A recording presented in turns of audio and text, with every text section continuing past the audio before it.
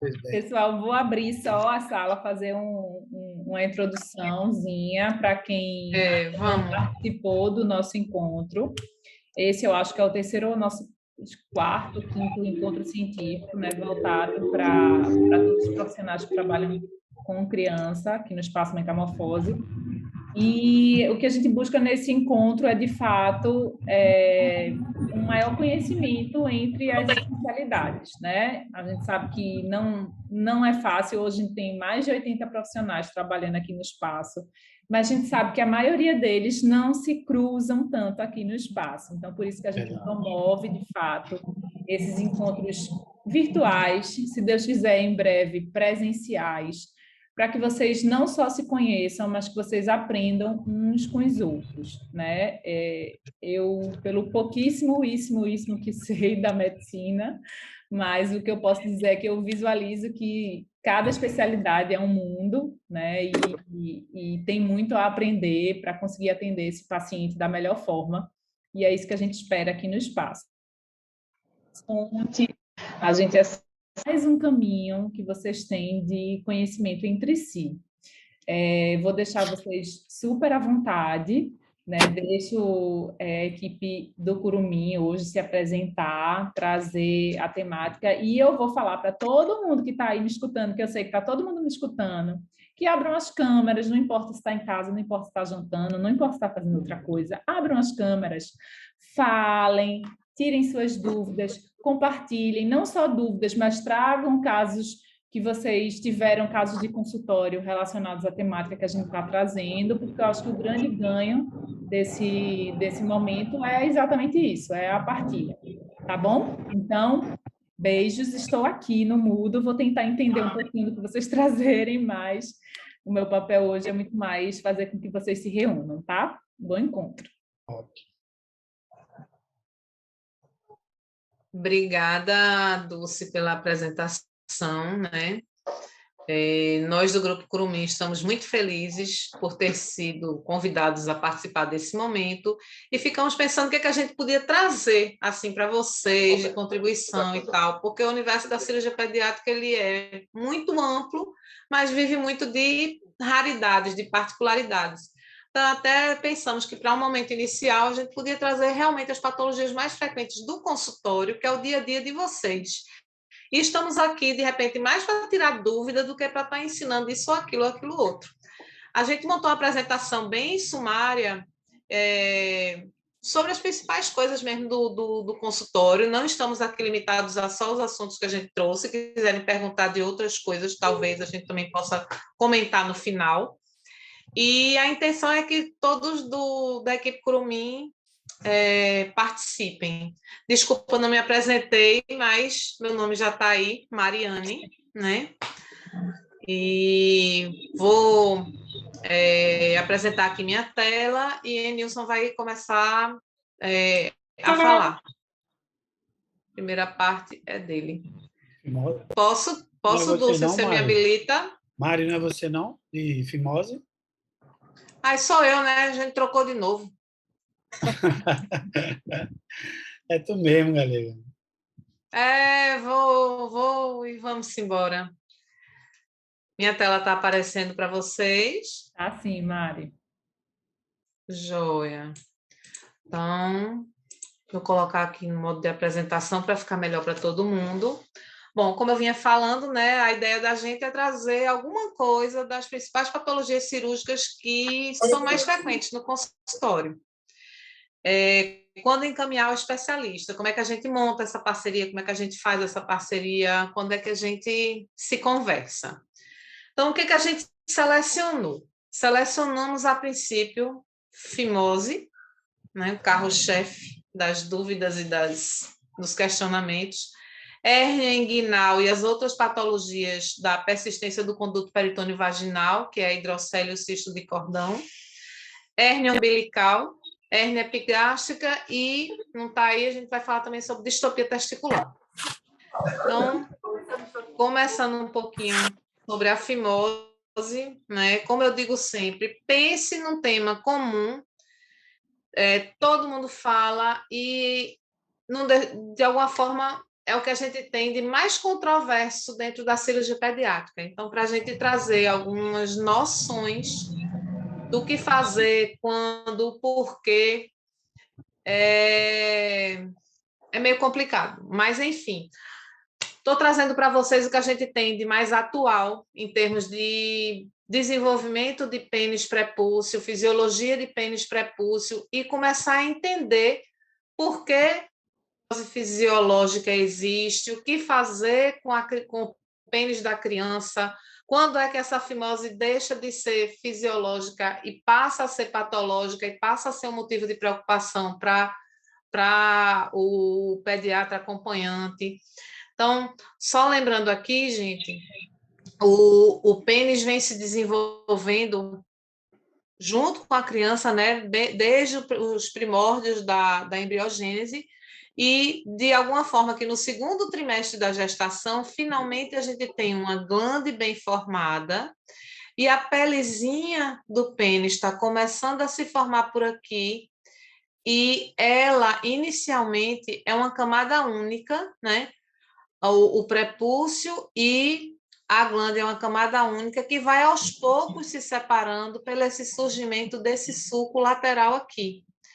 De forma que, ao nascimento, a gente tem fisiologicamente um prepúcio aderido à glande, mais firme ou menos firme, e essa aderência ela pode permanecer até em torno dos 2 ou 3 anos. Então, isso é muito importante. Por quê? Porque existe uma cultura que o pênis do bebê precisa ser limpo, higienizado lá dentro. Nesse momento, não existe lá dentro. Existe uma pequena fenda prepucial por onde passa o xixi sem dificuldades. E enquanto a criança não tem continência urinária, isso é o suficiente. A gente não precisa ter um pênis infantil com a glande totalmente exposta, enquanto a criança não tem continência urinária. Oi, por quê? De onde vem? O que essa continência urinária está fazendo nessa história? A glande, ela é muito sensível e a natureza, então, protegeu essa glande com o prepúcio, deixando a glande escondidinha. E ela só deve começar a aparecer quando a criança consegue controlar o seu xixi e, a partir daí, fazer com que não haja contato direto da glande com a urina, né? Que tem uma característica agressiva, ela pode machucar. Esse descolamento do prepúcio da glande, ele vai acontecendo gradualmente, desde o nascimento até a adolescência.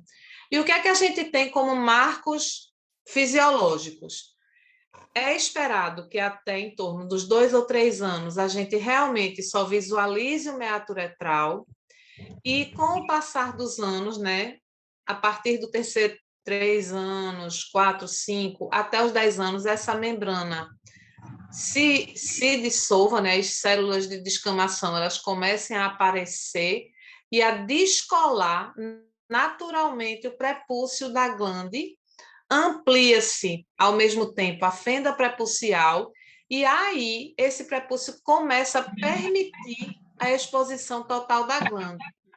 Essas células de descamação, gente, elas vão formar aquele cistozinho de esmegma que o bebê começa a apresentar, aquelas pérolazinhas amareladas ao longo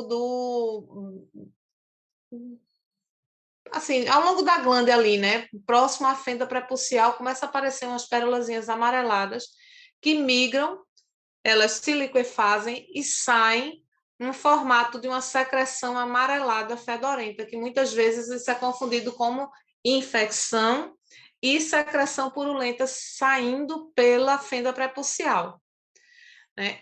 Essa secreção ela tem uma característica específica. Então, o esmegma, quando se liquefaz e sai, é um processo fisiológico, não é infecção, é um processo fisiológico que faz parte disso tudo. Então, aos poucos, essas célulazinhas que estão aqui desenhadas em pontinhos, elas vão se acumulando, fazendo a liberação do prepúcio da glande e, finalmente, permitindo a exposição total da glande. Então, aqui são algumas fotos do pênis infantil, né? É assim que ele deve se apresentar, né? Todo recoberto pelo prepúcio, a fenda prepucial de dimensão suficiente para permitir a saída da urina, sem maiores dificuldades. Então, à medida que esse processo vai acontecendo, ele vai abrindo e apresentando essas áreas que a gente chama de aderência balano prepucial. Nesse aqui, ó, tá todo coladinho igual. E aos poucos isso vai baixando. Nesse outro eu digo que área sim, área não. Então aqui está colado, aqui está solto, aqui está colado, aqui está solto, aqui está colado, aqui está solto. Então isso é um processo gradativo que vai acontecendo aos poucos. E aí, essa outra foto, como é que eu tiro isso? Espera aí. Deixa eu tentar tirar isso aqui, não consigo. Essa outra foto aqui, ela mostra o pênis com um discreto excesso de prepúcio, onde a gente, aqui, conseguir, sabidinha? Então, tem um discreto excesso de prepúcio, onde a gente considera que na infância isso pode ser também fisiológico. Por quê? Porque o crescimento da pele do prepúcio não é exatamente igual ao crescimento do corpo peniano. Então, ao final do desenvolvimento do pênis, né, saindo do pênis infantil para o pênis adulto, existe um equilíbrio nessas proporções, na grande maioria das vezes. Então, esse excesso de prepúcio, quando ele é discreto, ele tende a desaparecer com o crescimento peniano normal. Aqui, gente, eu trago algumas fotos de fimose. Pronto. E, finalmente, quando é que a gente vai se preocupar com a fimose? O que é fimose adquirida, fimose patológica? Quando esse prepúcio sofre processos inflamatórios ou traumas, ele desenvolve uma fibrose e pode fazer com que essa fenda prepucial, que inicialmente era macia, maleável e que ia se abrir com o tempo, ela torne-se uma fenda prepucial rígida, com tecido de fibrose, dificultando, sim, a exposição da glândula. E veja essa pitoquinha aqui, coitada. Está numa situação triste. Minha casa tem vida, viu? Acabou de passar um filho.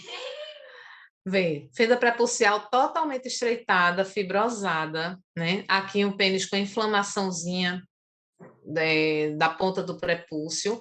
E aqui uma situação onde a gente tem o que a gente chama de balonamento prepucial, que é quando o prepúcio se descolou da glande, mas a fenda prepucial ficou estreitada, dificultando a sua exposição e dificultando também até a eliminação da urina, fazendo esse balãozinho. Então, isso aqui é um motivo de que a gente precisa cuidar dessa criança, né? Tem alguma coisa errada.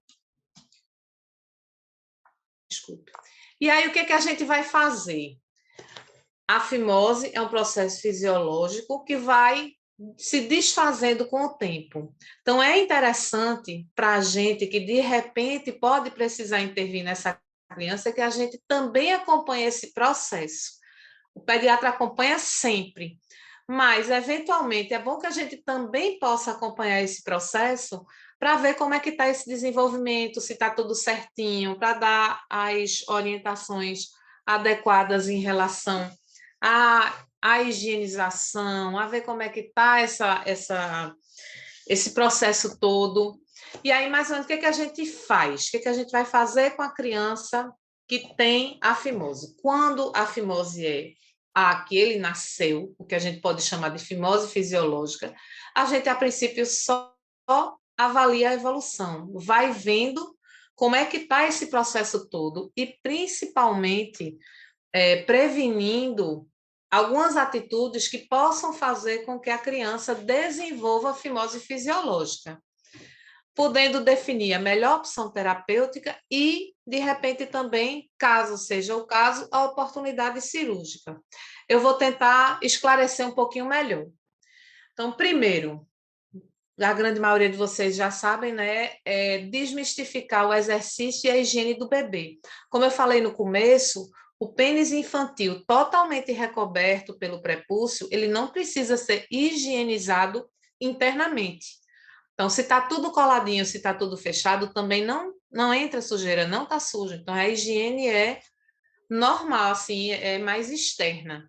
O exercício, gente, ele, de alguma forma, ele tem até um certo papel na tendência de tentar ir afrouxando as células do prepúcio, mas é preferível que ele não seja feito. Por quê? Porque todo mundo quer fazer bem feito, todo mundo quer fazer o melhor pelo seu filho. E a gente acaba usando uma força maior do que a força necessária para fazer esse exercício. E com isso a gente provoca microfissuras que não são vistas a olho nu. E com o passar do tempo, esse prepúcio, essa fenda prepucial, que era macia, maleável, ela torna-se enrijecida, torna-se fibrótica. Aqui é uma criança, é uma foto de uma criança que estava fazendo exercício. Quando chega numa situação dessas, é óbvio que foi mais do que forçado, né? Mas muitas vezes não é visível. As lesões que a gente provoca com o exercício, elas não são visíveis a olho nu. Então, de uma forma geral, é melhor que a gente tente evitar esse tipo de ação. E quando é que a gente vai, então, indicar algum tipo de tratamento?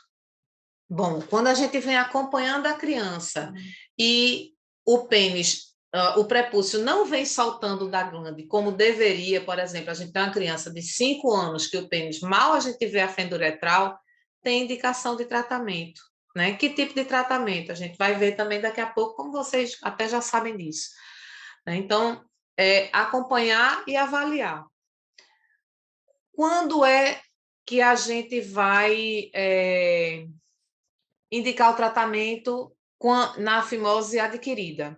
Se a fimose é adquirida, o tratamento está indicado, né? Significa que aquele processo fisiológico não vai mais ser possível e a gente está diante, então, de um pênis que tem um prepúcio com a fenda prepucial fibrosada, endurecida. A gente pode, então, começar o tratamento fazendo corticoide, para ver se o corticoide ainda vai agir nessas fibras endurecidas, torná-las macias novamente, e a partir daí a gente ter a exposição da glande, ou já fazer a indicação cirúrgica. Aqui, gente, tem a questão de qual momento a gente indica. A cirurgia, como a gente disse, ela é ruim em qualquer momento. É uma cirurgia de um pós-operatório desagradável, cursa com edema, com dor, com desconforto, porque a glândula é muito sensível e de uma hora para outra ela fica exposta. E isso realmente causa um incômodo para a criança. Então, então, já que incomoda muito, quanto menor a gente fizer, melhor, porque a criança vai sofrer menos e tal, tá, beleza. Mas e se a gente estiver indicando cirurgia desnecessário? Não é complicado? Então, realmente, assim, como eu digo sempre, fimose é um tema muito mais difícil do que o que parece. E a saída é a gente estar junto, a gente acompanhar junto o desenvolvimento desse prepúcio. Se essa criança, ao longo do acompanhamento, esse prepúcio não evolui, não desenvolve, eu tenho o direito de indicar uma postectomia para ele precocemente. Se esse prepúcio vem se desenvolvendo direitinho, eu tenho o direito e a obrigação de esperar a evolução natural. E se ele está adoentado, né, tem uma fibrose adquirida, uma fibrose com muita fibrose na ponta e tal, então em qualquer idade vai estar indicada a cirurgia. Eu gosto de trazer essa questão, né, de que os pré-escolares, né, entre 4 e 6 anos, a gente está com a fase fálica da criança no desenvolvimento psicológico, e aí ela tem essa relação muito forte. Então, a princípio, se a gente puder evitar esse período, é interessante, né? Os escolares já não tem mais muito essa questão da fase fálica, né? Já passou, então, em qualquer momento, a gente pode indicar. E na puberdade, gente, o lance também de você só acompanhar para decidir lá na frente, quando ele tiver na adolescência, também tem a questão de que a criança, já com pênis maior, né, já desenvolvido, ele faz muitas ereções. E aí isso também complica do ponto de vista de pós-operatório, sabe? Então, a gente tem que ir medindo. Cada caso é um caso. como eu digo, a experiência do cirurgião ao longo dos anos, ao longo da evolução de cada um, é que faz com que a gente, junto com o pediatra, indique o melhor momento de se intervir, caso seja necessário a intervenção cirúrgica. E lembrando aqui, gente, das indicações não médicas, né? Então, os judeus, muçulmanos, algumas tribos africanas, os americanos têm o costume de fazer a circuncisão. Só lembrar que essas são indicações não médicas, são indicações outras. E aí cabe ao cirurgião aceitar ou não fazer a circuncisão. Então, aqui, gente, mais ou menos o aspecto trouxe para vocês o nosso dia a dia, né, das cirurgias. Então, aqui está o penizinho antes da cirurgia, né, o prepúcio sendo tracionado aqui, para mostrar para vocês que ele tem esse estreitamento. Então, aqui a técnica com o Plastibel, que é a técnica que a gente mais usa em bebês menores. Coloca-se esse famoso anelzinho, logo que coloca fica lindo, né? Tudo direitinho. E o pós-operatório, ele geralmente, tanto a cirurgia convencional como a cirurgia com Plastibel, ele evolui com edema importante, hiperemia importante. Isso não é infecção, isso é o habitual, né? O pós-operatório habitual. E aí, aos poucos, esse anelzinho vai sendo expulso naturalmente e ele vai saindo, né? Numa fase assim que tem muita fibrina, quando ele está perto de sair, fica muito melado de fibrina, muito branco. Não infeccionou, digo de novo, ainda é fibrina e processo natural. Logo depois da queda, ainda tem esse inchaço importante, a glande também inchada, e um tempo depois está aqui o aspecto final. Eita, e a cabecinha vai ficar de fora? Oi? Foi para isso que a gente operou, para a cabecinha ficar de fora, né? Então vai mesmo. A glande vai ficar totalmente exposta, e o ideal é que a postectomia ela seja feita com o diâmetro equivalente à parte mais larga da glande. Veja que a glande tem um aspecto triangular. Então, esse diâmetro da fenda prepucial tem que ser correspondente à base mais larga dessa glande, para que a gente tenha realmente um prepúcio que exponha a glande sem nenhum tipo de problema, incômodo ou dor. Bom, gente, era isso que eu tinha para mostrar de fimose. Agora tem hérnia umbilical. A hérnia umbilical, a princípio, vai ser apresentada por Aline. Oi, pessoal, boa noite. Eu sou Juliane, sou cirurgiã pediátrica da equipe do Curumim, para quem não me conhece. E aí, dentro dessas patologias mais comuns que a gente vê no nosso ambulatório, eu vou falar um pouquinho para vocês de hérnia inguinal.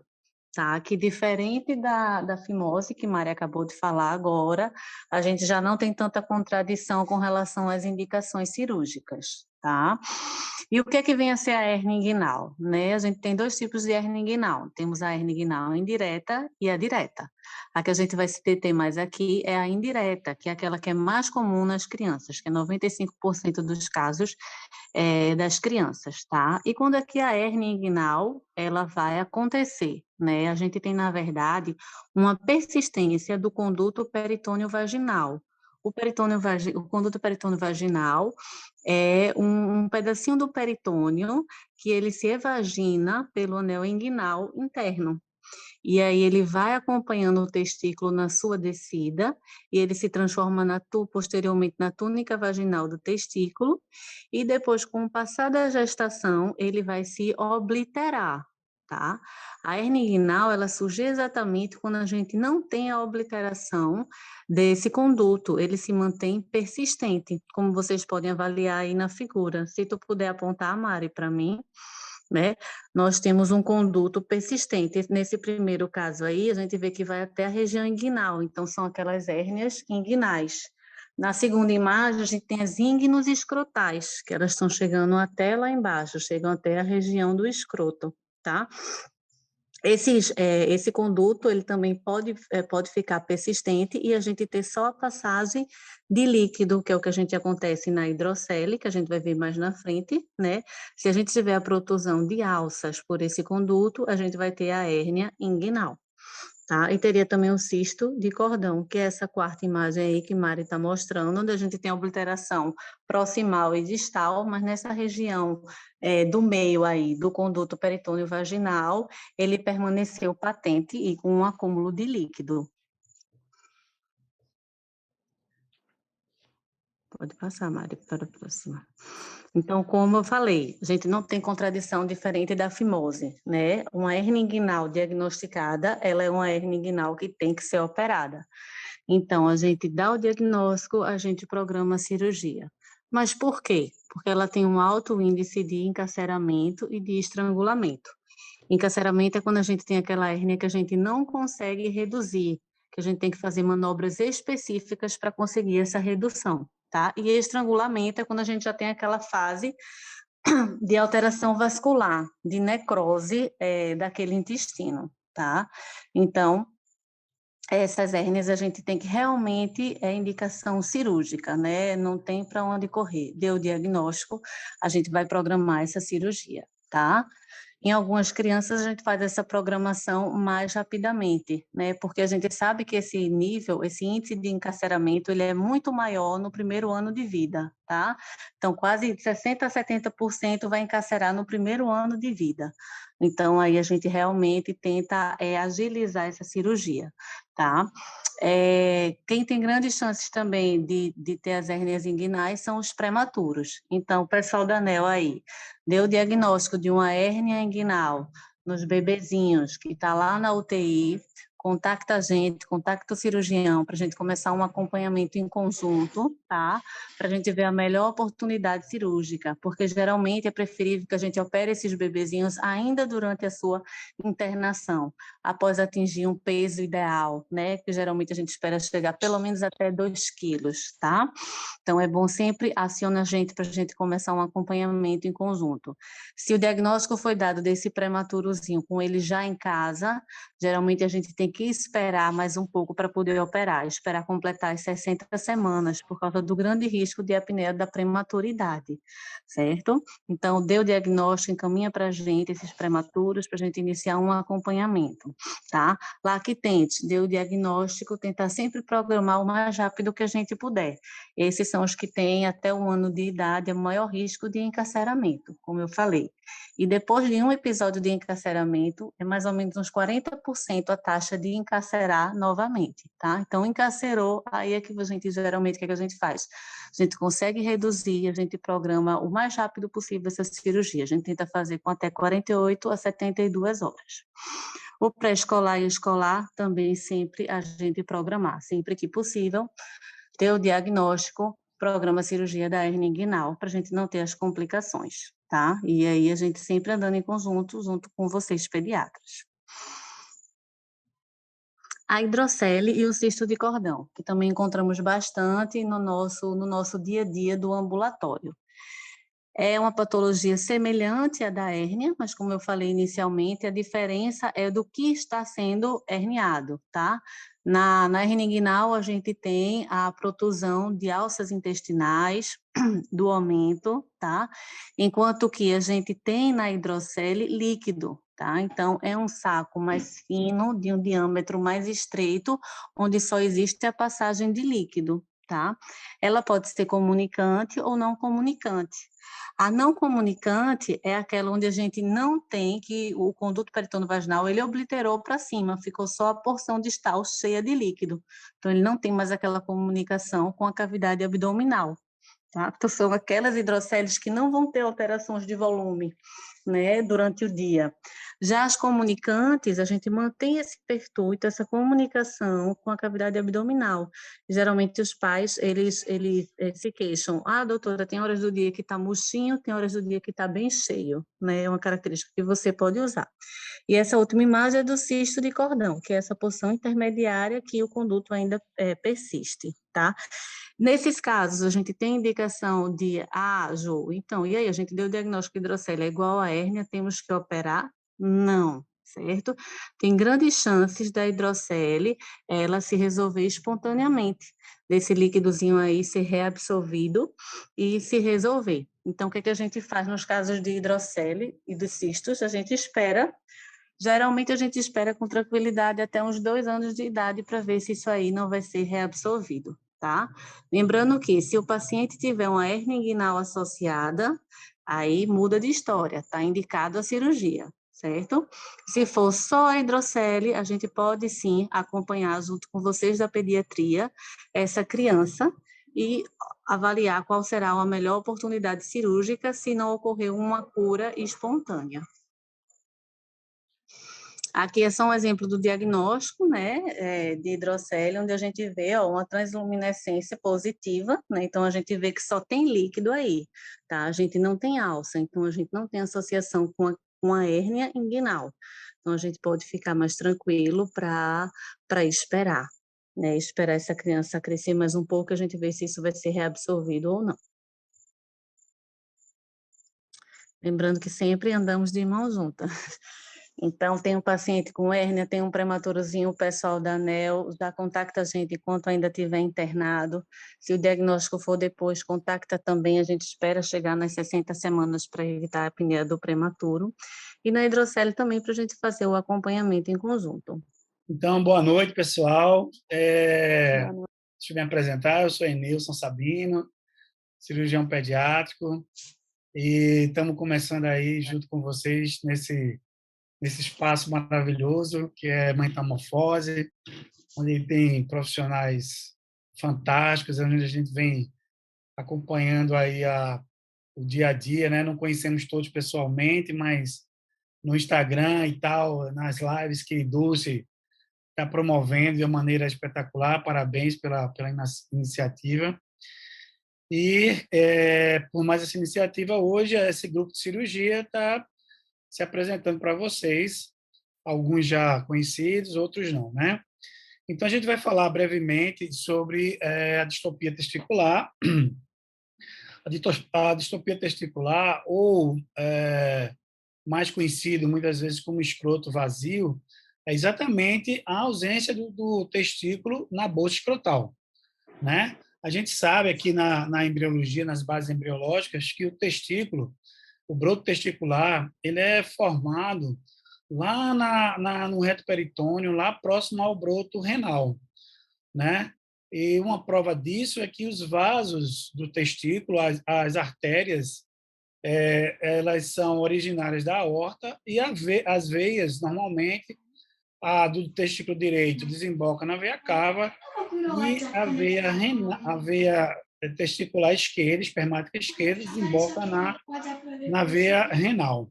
Então, o testículo ele se desenvolve nessa área, mas ele migra com o progredir da gestação, né?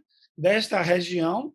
Tem uma fase abdominal, que a gente está vendo ali na figurinha, que ele está começando a descer, e depois tem uma fase inguinal, que ele passa pelo conduto inguinal, canal inguinal, e se aloja na sua posição na bolsa escrotal, né? Existem fatores anatômicos, a presença do gubernáculo teste, que ele, nessa placa, nessa parte da bolsa escrotal, que ele, a gente diz que ele é mais ou menos um farol, né? Por onde ele ilumina o testículo nessa sua descida, né? Então, fatores anatômicos, como o testículo, um gubernáculo na posição errônea, pode fazer com que esse testículo desça para uma localização ruim, né? Alguns problemas, o testículo também precisa, na sua descida, de estímulo hormonal, né? Geralmente, a presença dos hormônios gonadotróficos fazem com que esse testículo ele migre para a bolsa escrotal. Próximo, Mariane, por favor. Estou dentro. Alguns números importantes na distopia testicular, né? A gente vê que é muito frequente no sexo masculino, ou no RN pré-termo, né?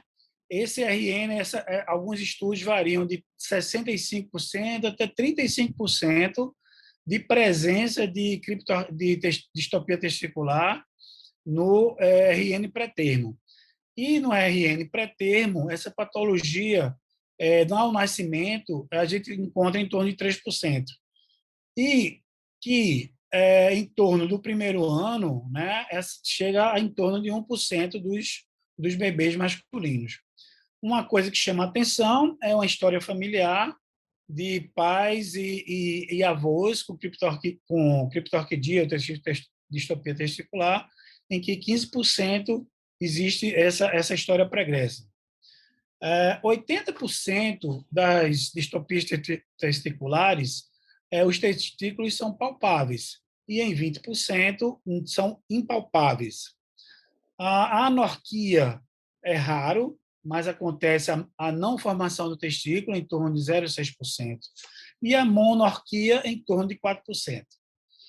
Hoje, a gente sabe muito bem que a temperatura onde o testículo se encontra é muito importante.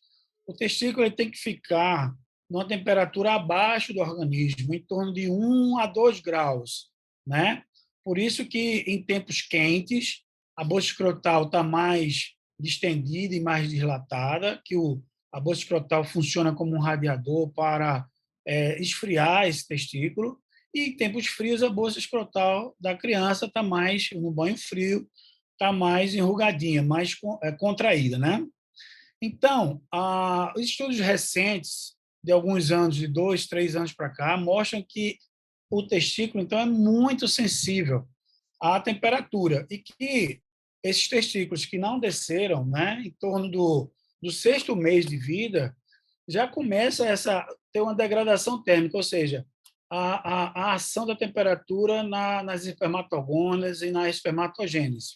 Próximo, Mariana. Aqui a gente tem uma foto, só para mostrar para vocês aqui, é uma foto de videolaparoscopia, provavelmente eram testículos impalpáveis, né, dentro desses 20%, em que a gente consegue visualizar o testículo na cavidade abdominal nessa, e nessa outra foto, a gente vê que não há um testículo, a gente vê o deferente terminando em fundo cego, os vasos espermáticos hipoplásicos, e o canal inguinal fechado. Então, isso aí, quando a gente vê no vídeo, mostra que não houve ou não há o testículo presente. Houve formação ou aconteceu algum problema com o testículo que ele foi atrofiado e foi reabsorvido.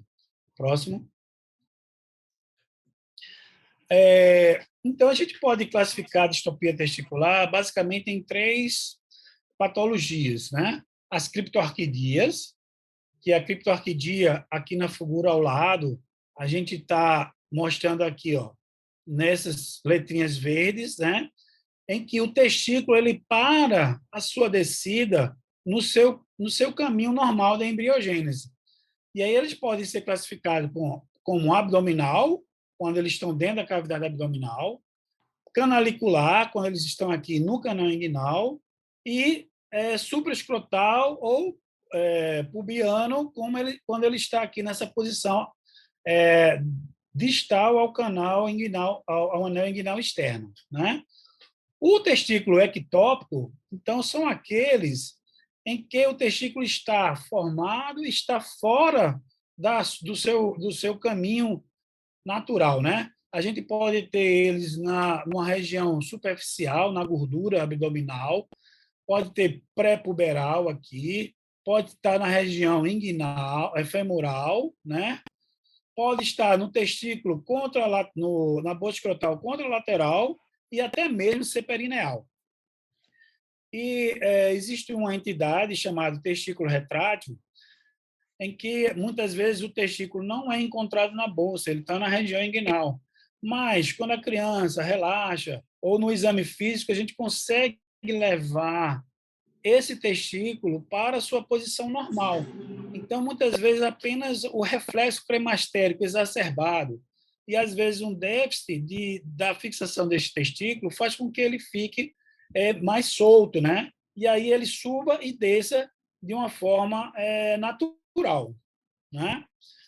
No exame, a maioria, assim, a gente pode dar o diagnóstico dessas patologias, né? No exame físico, através da palpação, né? Muitas vezes, até 80% dos casos, você dá esse diagnóstico, encontra o testículo, e muitas vezes, em 20% dos casos, você não encontra e o testículo passa a ser um testículo não palpável. E aí a gente pode lançar mão, então, de um ultrassom para poder nos ajudar e tentar encontrar esse testículo fora da cavidade abdominal, né?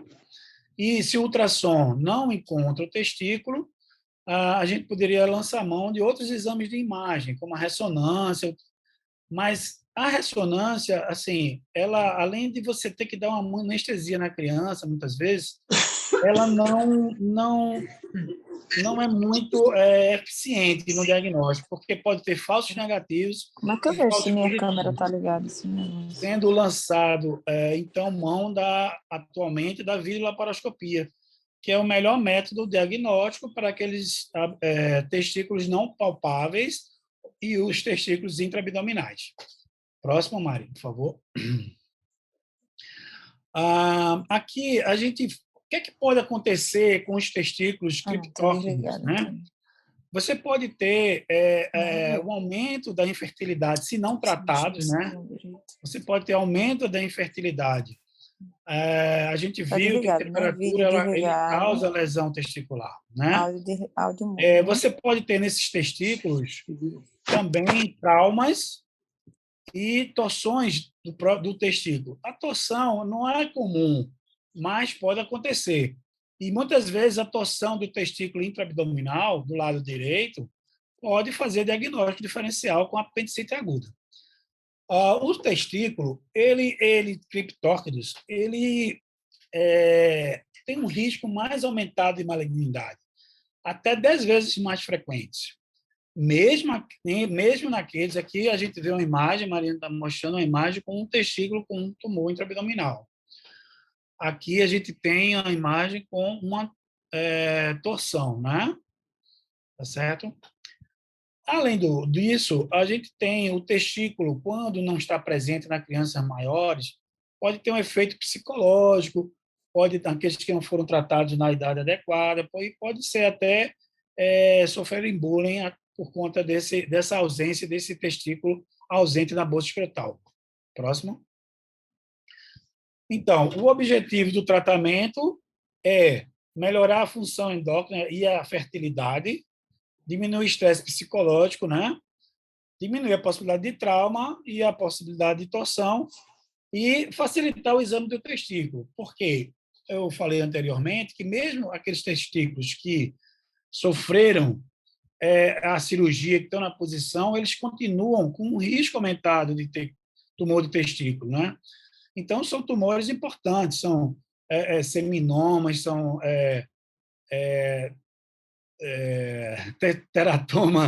teratoma maduro, teratoma carcembrionário.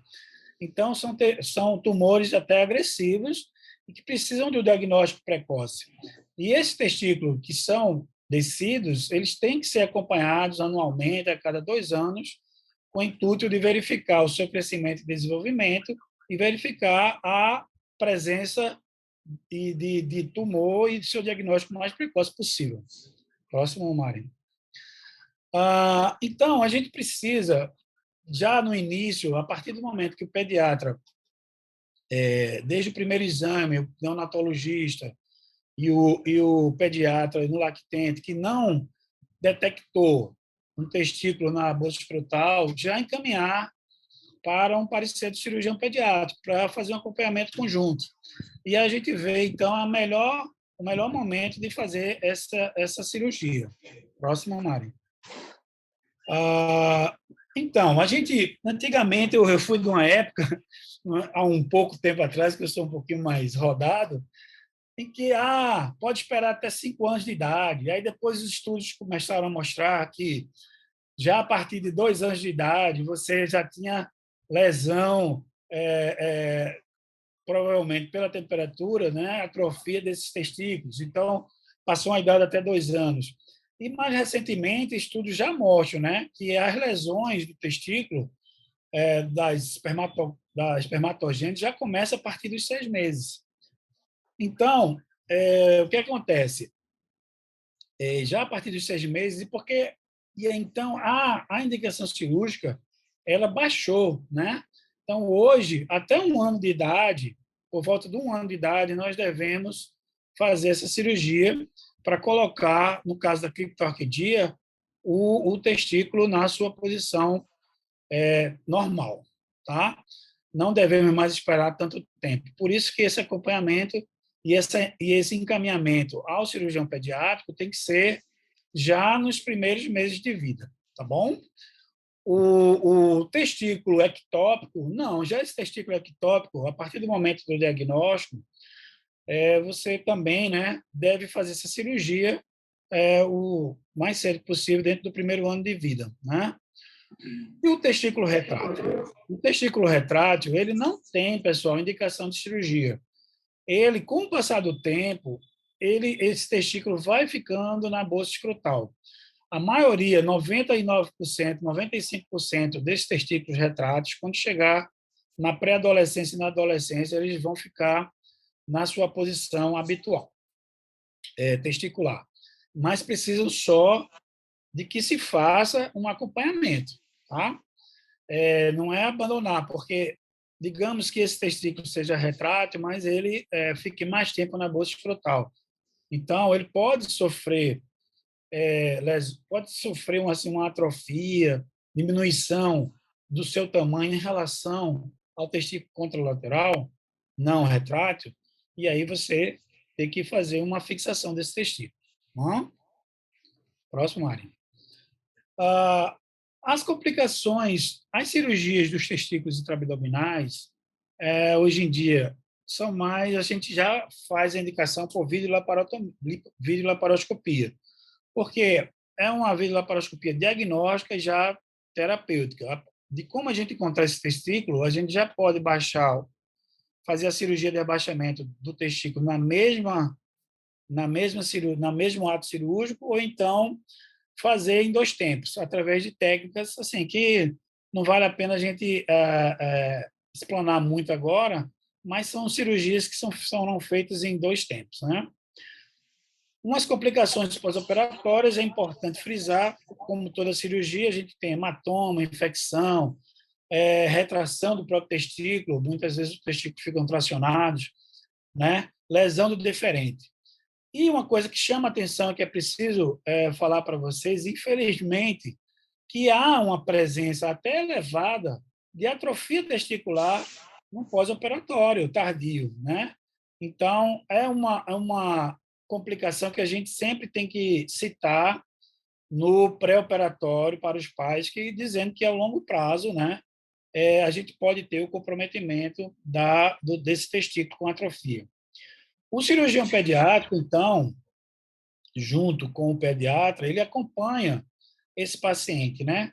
Eu costumo acompanhar a cada ano ou a cada, no máximo, 2 anos, com ultrassom, né, e exame físico, e pedir aos pais também que sempre façam uma palpada, sem muito estresse, né, nesse testículo, para ver se está tendo um aumento de volume da bolsa escrotal e alguma coisa diferente, anormal, procurar o pediatra ou o cirurgião pediátrico. Tá bom, pessoal? Então, era mais ou menos isso que a gente tinha para falar rapidamente, né, que a gente ficou de falar em torno de 15 minutos, e a gente está aí à disposição de vocês para qualquer pergunta e nesse bate-papo que a gente pode fazer depois. Valeu! Então, vamos falar um pouquinho de hérnia umbilical, que ficou pendente. Aline, me desculpe, mas vou assumir aqui. Então, não preciso dizer o que é hérnia umbilical, todo mundo sabe, todo mundo conhece a hérnia umbilical e tal, tá aqui, né? Aquela passagem do conteúdo abdominal pela cicatriz umbilical. E o que é importante que a gente saiba dessa questão toda? Que 4% dos recém-nascidos a termo na raça branca vão ter hérnia umbilical e 40% desses recém-nascidos a termo da raça negra vão ter também hérnia umbilical, ou seja, uma patologia que é muito mais frequente na raça negra do que na raça branca, mas que na raça negra ela tem uma tendência à evolução natural para fechamento espontâneo maior que na raça branca. Eu sempre gosto de colocar aqui o brasileiro, hein? O brasileiro é uma mistura de tudo, inclusive nada, né, e tal. Então, de repente, para nós, que somos uma miscigenação racial, aqui sim que é importante a observação, né? A observação de cada paciente para saber se ele está se comportando como um bebezinho que vai ter um fechamento espontâneo dessa hérnia umbilical, se essa hérnia umbilical não vai fechar, se ela trava, se ela daquele tamanhinho, daquele meio centímetro que ela nasceu, ela não quer passar, enfim. Outra coisa que é importante a gente lembrar na hérnia umbilical, que diferente da hérnia inguinal, ela tem baixo risco de encarceramento e essa tendência ao fechamento espontâneo que a gente já falou. Esses fatos é que fazem a gente tomar determinadas decisões em relação à hérnia umbilical, né? Ou seja, a conduta, a princípio, expectante, e não hérnia diagnosticada, hérnia operada, de forma alguma. Hérnia umbilical existente, acompanhamento, e aí as decisões vão sendo tomadas junto com o pediatra, caso a caso. A gente vai acompanhando o desenvolvimento dessa parede abdominal, o fechamento dessa hérnia umbilical, e aí decidir se realmente sobrou alguma falhazinha que precise de correção cirúrgica. De uma forma geral, quem é que vai acabar precisando ainda de uma correção cirúrgica? Uma hérnia umbilical de qualquer tamanho após os 6 anos de idade, então provavelmente não fecha, é urgência? Não, de forma alguma. Simplesmente uma pessoa que ficou com a hérnia umbilical vai precisar de cirurgia em qualquer momento da sua vida, e aí então vamos se organizar e resolver essa hérniazinha umbilical dessa criança.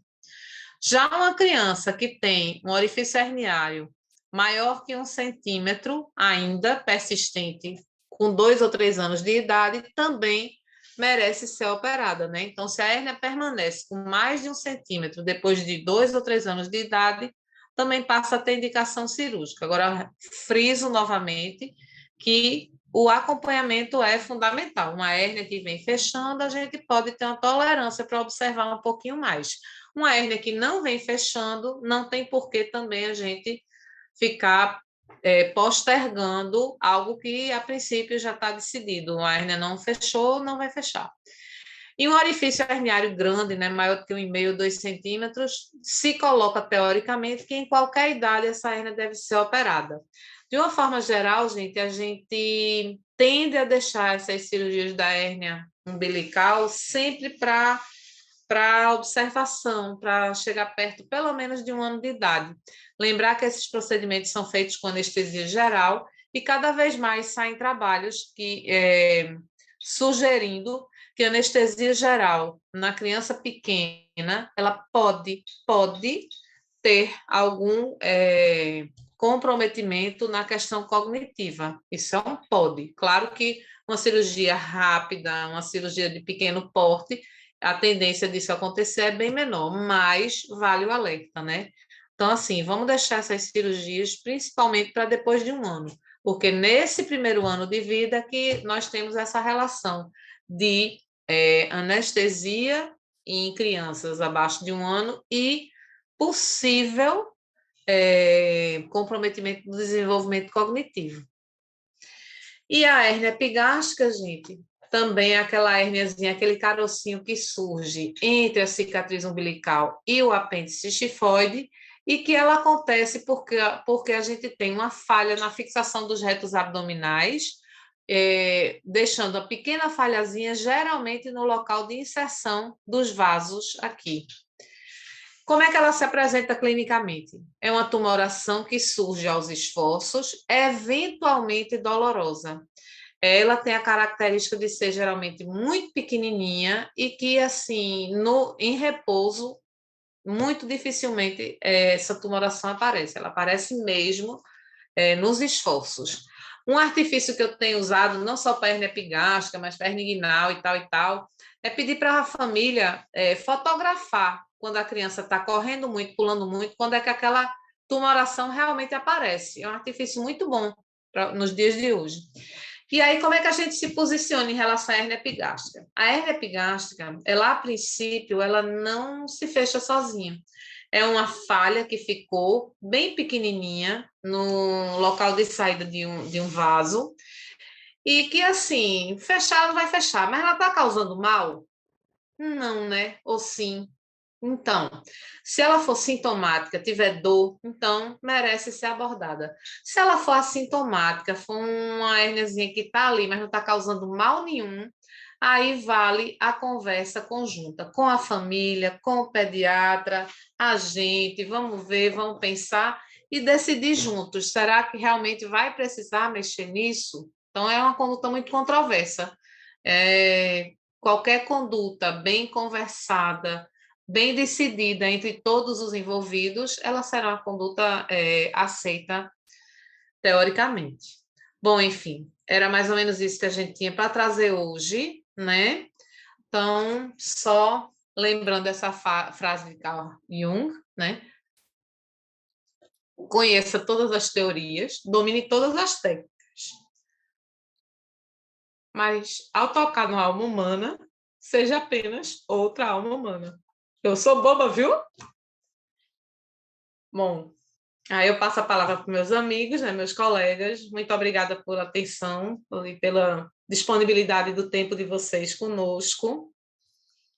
Vou fechando aqui a tela e estamos abertos para perguntas. Ai, que lindo, eu chorei no final também. Meu olhinho, né, já sabe, né, molha logo, a voz embarga, essa é Mariane, não tem jeito, enfim. Parabéns. Bom, estamos aqui à disposição de vocês. Eu tô aqui com uma colega que perguntou qual seria o melhor momento, a idade para encaminhar o testículo retrátil. Então, eu já falei para ela aqui, já escrevi, mas vou falar para todo mundo, porque por conta da pergunta, que já a partir do diagnóstico, vocês já podem mandar para a gente dar uma olhada e examinar, porque tem alguns testículos retráteis que, na verdade, eles se confundem com um testículo ectópico, que ele fica lateral ali ao canal, ao ligamento inguinal, mas que ele tem uma túnica ou uma persistência maior, e aí você consegue levar ele na bolsa escrotal, mas ele rapidamente volta para o lugar. Então, esses testículos, né, no caso, não seria um testículo retrátil, seria uma ectopia testicular, e aí precisaria fazer o procedimento cirúrgico. Então, eu acho que já a partir do momento de vocês desconfiarem de um testículo retrátil, manda para a gente dar uma olhada, e se for realmente testículo retrátil, a gente vai conduzir de maneira conservadora e só acompanhando essa criança no seu desenvolvimento desse testículo. Tem algumas coisas, né? Assim, hoje o pessoal comenta que o testículo retrátil pode ser o responsável pelo que hoje também se chama de testículo ascendente. Que o que é isso? É um menino que tinha um testículo lá de boa, no cantinho, indo e voltando, e de repente, quando deu o estirão da adolescência, esse testículo ascendeu, subiu. Então, eventualmente, era um testículo ectópico, mas eventualmente pode ser um testículo retrátil que não acompanhou o desenvolvimento somático corporal, né? Ele ficou preso. Foi lentinho o crescimento dele, ele engalhou, como diz a história. Oi, Natasha, tudo bom?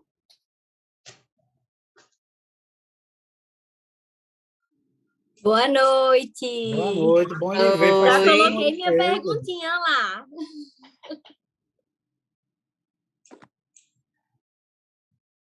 Mas você pode falar a sua pergunta aí. Sou tímida, mas... Ai, Jesus. Não, só tem gente conhecida aqui. Fugi daquele vídeo. Ainda estão me cobrando, viu? Eita. Nem precisava, né? Só era ela aparecer assim, com esse cabelo. Não é, com esse cabelo maravilhoso. Olha, Jesus. Não, eu falei lá sobre o tratamento tópico, Mari, da fimose. Se tu tem visto alguma coisa mais atual. Acho que passa muito pela experiência de cada um, sabe? Ele existe, ele está ali colocado na teoria, mas, assim, na observação clínica, sabe, Nath? Eu acho que ele, naquele processo evolutivo habitual, ele vai abrir porque ele afrouxa as fibras e o prepúcio, a fenda prepúcial vai se abrir, mas se você tivesse paciência e o coração tivesse calmo, ia abrir também, né? Como eu coloquei, materna. aqueles que têm uma fimose com um processo fibrótico inicial, talvez ele tenha algum resultado. Não sei se esse resultado também fica muito, não sei qual é a experiência de Enilson, mas assim, a gente acaba confundindo muito as coisas, o que é fimose doença e o que é processo fisiológico do pênis infantil. Na verdade, é isso que Maria, a gente tem que desmistificar essa questão da higiene, tá entendendo? E da abertura do prepúcio. Pois é. Não tem necessidade nenhuma de você forçar a abrir prepúcio antes de 2 anos de idade, 2 anos e meio, entendeu? Porque, em teoria, a mucosa do prepúcio é totalmente aderida à mucosa da glande.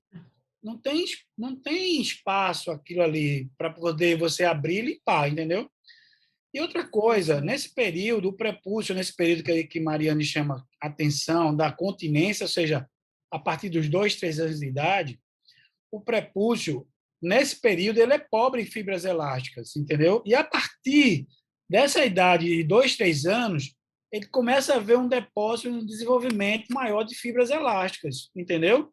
Então, raramente vai causar uma infecção urinária de repetição por conta disso. Aí a gente está falando naquilo que é normal. Criança que urina, não tem infecção urinária de repetição, não tem balonamento prepúcial, é uma criança assintomática, com jato urinário grosso, sem dor, sem ardor, então não precisa fazer nada. A partir do momento que você passa a ter uma fimose sintomática, né? E aí sim você teria que agir, porque a gente vê crianças, mesmo pequenininhas, lactentes, com a fenda prepúcial pontiforme e fazendo o balonamento prepúcial. Então, se está fazendo balonamento prepúcial, tem que ter uma intervenção. Aí você começa até pelo exercício, pela dilatação e o corticoide, para ver se funciona. Se não funcionar, através daquele protocolo, aí você passa a fazer a indicação cirúrgica, entendeu? Obrigada. Nada. Vanessa colocou aí, eu estava abrindo o microfone também para falar sobre a sinéquia, Emilson, Mari, sobre a sinéquia de pequenos lábios nas meninas, né? Essa indicação desse corticoide, essa indicação dessa pomada, quando é que a gente entra, a gente também segue esse mesmo raciocínio da fimose masculina. Eu também, assim, não sei, Mariana pode falar depois, mas eu acredito que a sinéquia dos pequenos lábios, ela também funciona, de certa forma, como uma proteção natural para aquelas fezes ali da bebezinha, né? Não entrar na vagina ou entrar no introito vaginal ali, na uretra, e causar infecção urinária, né? Mas, por outro lado, tem a questão da estase urinária. Então, é bem controverso, né? A estase urinária, a menina faz xixi e aquilo fica a urina ali, e isso pode predispor a infecção urinária, né? Eu costumo tratar. Já, assim, diagnosticou, eu acho que vai ficando, com o tempo vai passando, né? Aí vai ficando mais a aderência ficando mais forte, muitas vezes. E aí a gente faz, mais interessante era fazer um creme de estrogênio, né? Em pequeno espaço de tempo, 15 dias no máximo, e no máximo assim 2 vezes por ano, né? Nessa tentativa de ampliar essa sinéquia. É mais ou menos por aí. A gente também tem que lembrar que realmente os pequenos lábios fusionados ou próximos, de alguma forma, funciona como uma proteção, e que, a princípio, é um processo também meio que fisiológico, porque a gente só vai ter produção efetiva de estrógeno quando o ovário entrar em produção, que é na puberdade. Então, não precisa ter o receio de que, eita, o pipiu está fechadinho, como é que essa mocinha vai menstruar? Não funciona assim, funciona o contrário. Quando entra a puberdade, que vai ter explosão hormonal, do mesmo jeito que vão surgir os caracteres sexuais secundários, também vai acontecer o descolamento natural da vulva. E, como é Nilson, eu também trato os que são totalmente fusionados. Os que são parcialmente fusionados, eu trato cada vez menos, sabe? E desmistificar a limpeza também, como eu digo sempre, né? É um tal de lavar a pitoca do menino até não aguentar mais e o pipio da menina mal passa água assim por fora, ó, e olhe. Ninguém, assim, também... As pessoas de menos instrução, elas tendem a ter um pudor maior pela genitália feminina e não higieniza de acordo. Aí junta uma higiene precária, junto com a tendência natural à ressecabilidade da mucosa, e aí a gente vai ter fusão dos pequenos lábios naturalmente. Então, um pipiu bem lavadinho, né? Bem lubrificado, sempre com a pomadinha lubrificante. Quem tem essa tendência a usar rotineiramente uma pomada lubrificante para diminuir essa tendência a fusionar é o suficiente, né? Na grande maioria das vezes. E abrir mesmo só quando totalmente fechado. E pomada, o uso tópico também, só se realmente não tiver uma fenda que permita uma boa vazão da urina. Se permitir uma boa vazão da urina, deixe quieto, porque não vai adiantar muito. Mariane, essa questão que Vanessa, primeiro, boa noite, pessoal. Essa questão Oi, que Vanessa levantou do Postec, né? Eu já vi também alguns colegas prescrevendo para a Cinec. Aí eu queria ouvir a opinião de vocês, se vale a pena, tem alguma fundamentação científica ou não.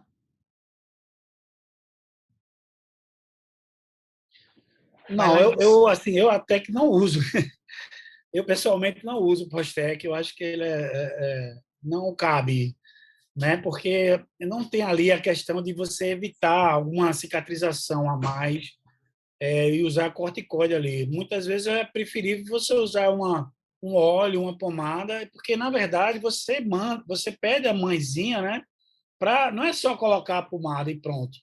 Quando você vai, você tem que orientar a mãezinha com um cotonete, ou até melhor, com o dedinho, um mindinho, com a unha bem cortadinha, e forçando ali uma aberturazinha daquele, tirando aquelas aderências muito delicadamente, para não sentir dor, e passar um creme hidratante. Um óleo, um Dessane, um creme, alguma coisa desse tipo. Eu não costumo usar a Postec, eu não acho que cabe, não. Eu acho que um exercício e um óleo protetor, um Dessane, alguma coisa desse tipo, com a mesma vaselina, vai funcionar bem. A gente tem descrições realmente de uso de betametasona, né, para abertura de fusão dos pequenos lábios, mas eu acho que funciona mais pela essa questão de você fazer o exercício com alguma pomadinha ali, lubrificando aquela pequena área coladinha, do que a ação propriamente medicamentosa. Não sei quem é que funciona mais, se é pegar uma pomada que vai lubrificar de alguma forma, pegar o cotonete e dar aquela forçadinha na linhazinha tênue que existe entre os dois pequenos lábios que estão fusionados, ou se realmente é a ação do corticoide. Eu fiz isso com a Helena, só vaselina.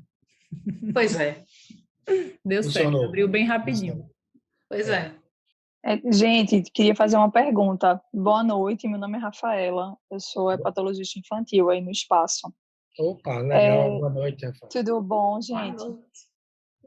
O meu sinal caiu um pouquinho, eu perdi uma partezinha da aula, então eu não acompanhei se a Nilson falou sobre até qual idade a gente acompanha testículos retráteis. Até qual idade eu considero esperado? Se tem... Estou fazendo essa pergunta porque apareceu no consultório, aí no Espaço, uma criança de 13 anos com testículos retráteis. Na verdade, no meu exame físico, eu não palpei os testículos, questionei a mãe sobre...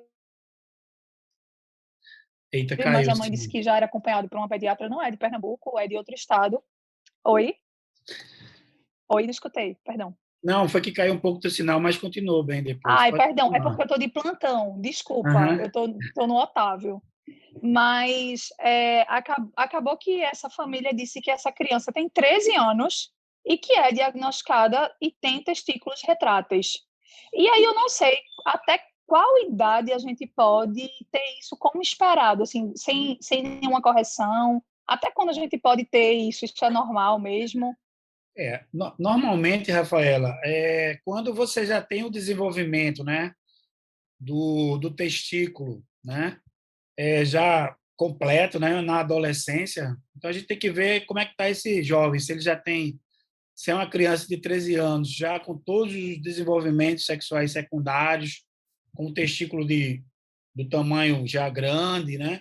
O que acontece muitas vezes é que nessa idade, e com o aumento do testículo, há uma tendência dele não conseguir subir mais, porque ele não passa mais pela aquele localzinho ali que da raiz da bolsa, entendeu? Então, há uma tendência a ele não subir mais. Mas até Mariana chamou a atenção que no final que existe agora a gente está começando a ver alguns adolescentes com o testículo ascendente, que eles passam a ficar em cima e nem descer mais, entendeu? Eu escutei essa parte, isso que me angustiou um pouco mais, porque essa criança vem para mim por um nódulo hepático e um nódulo em tireoide. E aí eu disse, ai, meu Deus, será que tem alguma relação, processo neoplásico, alguma coisa do tipo, entende? Entendo, mas acredito que não, entendeu? Porque se ele sobe e desce normalmente, então ele ainda é classificado como um retrátil, né? Certo. Agora, se ele já tem um caractere sexual secundário já totalmente desenvolvido, então tem que pensar realmente em fazer uma fixação desse testículo, Rafaela. Mas não Rafaela, teria faixa etária, né? Eu acho que se você não palpou o testículo e tinha a história de que ele subia e descia, ele pode se enquadrar perfeitamente no testículo ascendente. Ele ia e voltava, mas agora não volta mais. Ele prendeu, ficou em cima. É como se ele tivesse crescido mais rápido o corpo do que o cordão espermático, e aí ele ficou preso lá em cima. E talvez tenha acontecido isso com esse moço, né? Porque se você examinou, ele não desceu na bolsa, não foi para a bolsa, já é um menino grande. E se tem essa questão de que ele já está com a sua genitália desenvolvida, né? Já tem a genitália mais com o testículo num diâmetro maior, então tem alguma coisa que realmente precisa ser visto, viu? Certo, gente, obrigada. Pede para marcar para um cirurgião pediátrico. Eu vou encaminhar para vocês avaliam. Tá joia. Obrigada, viu? Valeu. E aí, quem mais tem perguntas? Alguém? A minha lista de perguntas hoje eu não consigo contribuir, só consigo falar que a Helena teve isso que eu entendi que ela teve. Não, mas foi ótima a sua contribuição. Pois é. Foi a orientação da minha pediatra que está aqui nos escutando e, por acaso, ela estava assim atualizada. Oi, tudo bom? Boa noite. Estou por aqui, sem falar Olha aí, muito. tá vendo? Não foi a Lê, linda de Helena. Foi. Parabéns, viu, pela excelente aula, pessoal. Muito boa as explicações. E é muito bom a gente ter como parceiros assim cirurgiões, de certa forma, que a gente sabe que são criteriosos, não é? Nas indicações. Eu acho que isso, para a gente, como pediatra, é muito importante, porque a gente vai sempre na parceria em relação às indicações cirúrgicas. Eu acho que é um grande receio do pediatra, né? Como os colegas estão colocando aqui, em que momento a gente pode estar indicando ir para o cirurgião, porque é uma angústia da família, né? Saber em que momento a gente pode contar com os profissionais, porque na cabeça de muitos pais, eles pensam que quando a gente indica ir para um cirurgião pediatra, significa que você está indicando cirurgia, não é? E a gente sabe que deu uma não é sentença isso. De morte. Isso. Então, eu sempre gosto muito de trazer escutar isso de vocês, porque todos esses critérios que vocês colocam, isso é muito importante que a família escute. Então, cabe a nós, sim, indicarmos, ir para o cirurgião e ter a avaliação do cirurgião pediatra, que eu acho que vai dar esse embasamento final maravilhoso que vocês estão trazendo aqui. Parabéns, tá? A ideia era exatamente essa, sabe, Ale? Fazer com que a gente fique mais próximo desmontar o bicho-papão, que é o cirurgião. A gente não está aqui só para operar, a gente gosta. Mas, assim, a gente está aqui para orientar, para estar junto e principalmente para ter a oportunidade de acompanhar essas patologias que são evolutivas.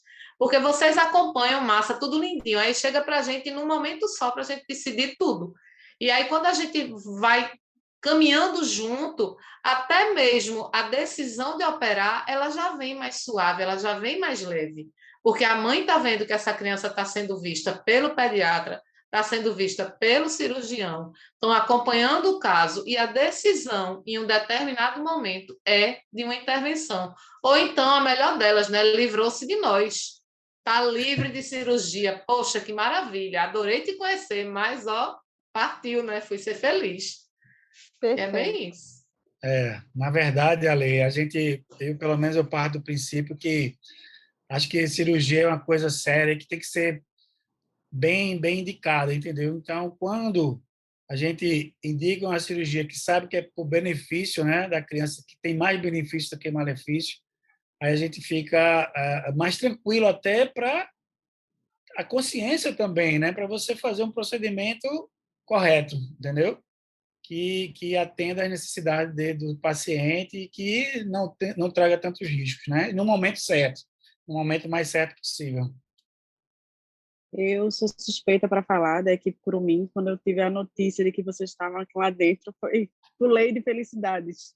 Né? Eu tive minha filha operada por Enilson, num momento de emergência enlouquecedora, mas quando eu tive vocês lá dentro, ufa, que maravilha! É uma equipe realmente que eu confio de olhos fechados, sempre levei isso comigo, e eu estou muito feliz de estarem todos vocês junto da gente. Que bom, que bom. Oi, Ana, como é que você está? Tudo bom? Né? É um prazer estar aí com vocês, isso sim, é uma maravilha. Nesse espaço aí, ó, nossa guerreira Dulce aí, ó. Eita lá! Ela é ameaçadora, isso sim. Ei, pare com isso. Eu sou assim, eu forço a participação de você. Ana Firmina, eu falei, Ana, eu não vi a sua confirmação no encontro. Eu vou chamar outros pediatras de fora dos pais. Que conversa. Só assim. Foi pesada. Mas essa aí eu não ia perder de forma nenhuma, de jeito nenhum. Na verdade, essas reuniões são importantes em vários aspectos, né? Além da gente estar se atualizando em vários momentos, a gente tem um encontro com todo o restante da equipe, né? Que é super legal, super importante, tem essa troca. Cada um vê quantos milhões de especialistas tem aí, Dulce. Dulce tem esses números? 84 profissionais aqui. Pronto. Então, quando a gente se junta nessa troca de experiência, cada um trazendo um pedacinho que seja, um pedacinho, essa troca fica imensa, fica enorme, né? E é muito enriquecedor para todo mundo.